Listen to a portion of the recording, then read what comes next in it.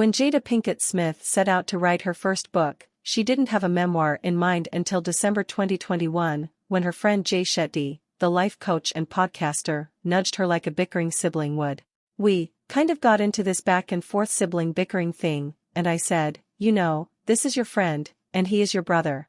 Maybe you're not seeing something that he sees, she reflects to EW over the phone just a week before her first memoir, Worthy, is released.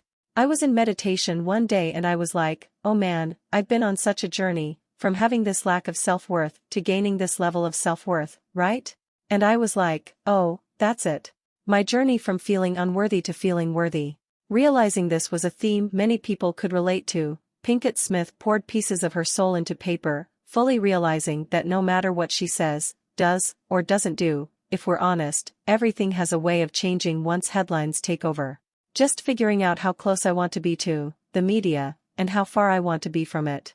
I understand that I have taken back my power and understand that I have control of how close I want to be to all of it, she says. And that is how much I want to talk to the media or how personal I want to take whatever the media has to say and how, inevitably, it's always going to be confusing, and people are going to flip things the way that they want in order to get clicks. That's just part of it. That's just what this day and time is, unfortunately. It's changed so much. The entire landscape has changed. Read on as Pinkett Smith reveals why she wanted to set the record straight about her youth, her deep friendship with the late great rapper Tupac Shakur, her longtime marriage to Will Smith, and much more. Jada Pinkett Smith, I think, writing, just gives you more than holding back. It's just more of deepening a process that you already thought was getting into all the little crevices of a moment or of a circumstance. I've been going through a really deep spiritual journey, healing journey, so I really thought that there wasn't anything in the book that I hadn't really looked at. But when you write it and you have to think of what did somebody say in this moment, you have to think of dialogue, and I'm going back in my diaries, and I'm going through letters. So for instance, having to relive a lot of stuff around Pac. I've got poems, I've got so many letters. I have such a vivid memory of moments of us together, that having to go back and look through his letters. I hadn't looked through his letters in years. That was really difficult, and just having his words come to life off those pages, and then figuring, really, a lot of his dialogue in the book is pretty much him, which was really important for me. But reliving that stuff, that was probably one of the most difficult areas in the book, that I really thought I had reconciled a lot of things and just realized that I hadn't. So having to go into all of these different chapters of my life, and just kind of relive them was really daunting.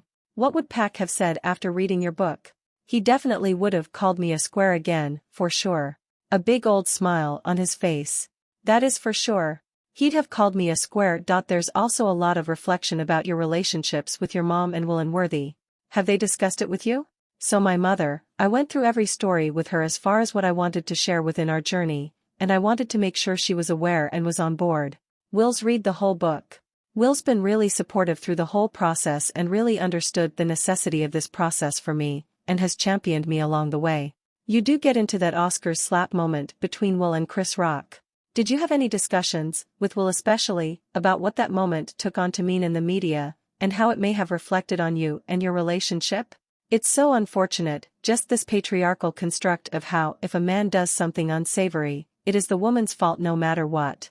She's the brain. And I truly didn't help that I created that false narrative at my own red table or allowed that false narrative, assisted that false narrative of being the adulterous wife. Surely it didn't help that moment, knowing what the societal standards or ideas of the power of the feminine and the evil temptress that can somehow make the masculine energy around her do things that he doesn't want to do. I did find it a bit astounding of how people just ran with these assumptions. But it just goes to show you the level of sexism that still exists within our culture. I understand that people really didn't understand that moment, because Will had never done anything like that, and people just weren't privy to what was happening behind the scenes in regards to his personal journey and our journey together.